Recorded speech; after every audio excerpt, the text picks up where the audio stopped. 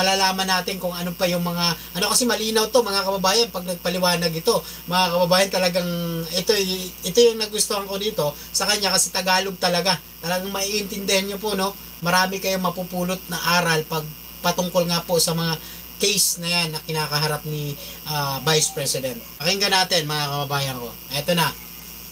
Argumento ng mga abogado ni Sara. Sabi ng mga abogado ni Sara, ay di ba ni-remand, di ba binalik sa Kamara yung articles of impeachment? Okay. So ibig sabihin, kung binalik ng Senado sa Kamara yung articles of impeachment, walang articles of impeachment. Yan yung argumento ng abogado ni Sara. Kung binalik, riniman, kasi di ba nag-motion si Bato na i-dismiss. Okay. Pero binago ito ni Cayetano. Sabi ni Cayetano, wag i-dismiss, i-remand. O para mas hindi mabigat kinggan, return back, ibalik sa Kamara. Yung articles of impeachment. So sabi ng mga abogado ni Sara, walang articles of impeachment kasi binalik sa Kamara. Binalik sa Kamara. So ibig sabihin, wala dapat articles of impeachment. Okay. Yun ang mga argumento ng abogado ni Sara. Ngayon, paano sinagot yan ng prosecution doon sa kanilang sagot? Ang una, doon sa issue ng one-year bar rule. Ito maraming beses na rin natin itong in-explain. Ganon din naman ang sagot ng Kamara. Sabi ng mga prosecutors ng Kamara, ang sinasabi na bawal sa more than one, kasi dapat isa lang, proceedings. Yung complaints, pwedeng 4 ang complaints, pero basta't isa lang dapat ang proceedings na gawin sa isang taon. So ang pinag-uusapan sa one-year bar rule, hindi complaints, kundi proceedings.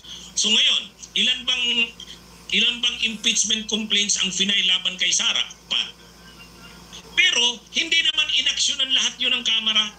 Yung 1, 2, 3 impeachment complaints ay hindi naman inaksyonan. Ang sabi sa jurisprudence, sa desisyon ng Korte Suprema, ang one-year bar rule nagka-count kapag ang impeachment complaint ay final na sa Justice Committee ng House. Yung unang 3 impeachment complaints, wala namang nirefer sa Justice Committee. Wala naman. Okay. Kaya hindi nag-count yun. Ang in-entertain at tinanggap ng mga kongresista na impeachment complaint, yung 4th impeachment complaint, yung pang-4. Yung 3, hindi naman tinanggap hindi nga yun nakarating sa speaker, hindi nga kinalindar sa Kongreso, hindi nga nakarating sa Rules Committee, lalong hindi nakarating sa Justice Committee. So, sabi sa isang desisyon ng Korte Suprema, ang one-year bar rule na yan, na bawal ang impeachment na 2 o 3 sa isang taon, kundi isa lang, ang pagbibilang niyan kapag ang impeachment na nakarating sa Justice Committee. Kapag nakarating sa Justice Committee, ay hindi nga nakarating sa Justice Committee. Bagamat tinanggap ng House yung mga complaints, yung 3. Kasi ministerial naman yan. Kailangan naman may nag-file ng impeachment complaint, hindi mo tanggapin. So tinanggap lang ng House yun, ng House Secretary General. Pero hindi naman yun inaksyonan. Hindi nga ni-refer sa Speaker, hindi nga dinala sa Rules Committee, lalong hindi nakarating sa Justice Committee.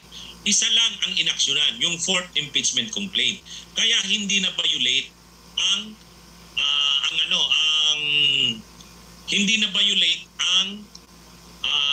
one-year bar rule. Doon naman sa argumento ng mga abogado ni Sara. Ang argumento ng abogado ni Sara, walang articles of impeachment. Okay. Kasi yung articles of impeachment ni-remand, binalik sa Kamara. So ano ang articles of impeachment ngayon? Okay. Ang sagot ng prosecution diyan ganito. Ganito ang sagot ng prosecution. Ay, kung walang articles of impeachment, bakit sinagot nyo? Yun naman ang sabi ng prosecution. Correct nga naman. Bakit sinagot nyo yung articles of impeachment? Kung walang articles of impeachment, bakit sinagot nyo? Yun ang sabi naman ng mga prosecutors ng Kamara. So malinaw talaga yan, mga kababayan. Sinagot ng mga abogado ni Sara yung impeachment complaint. Bakit ngayon nila sasabihin na walang articles of impeachment? Pangalawa,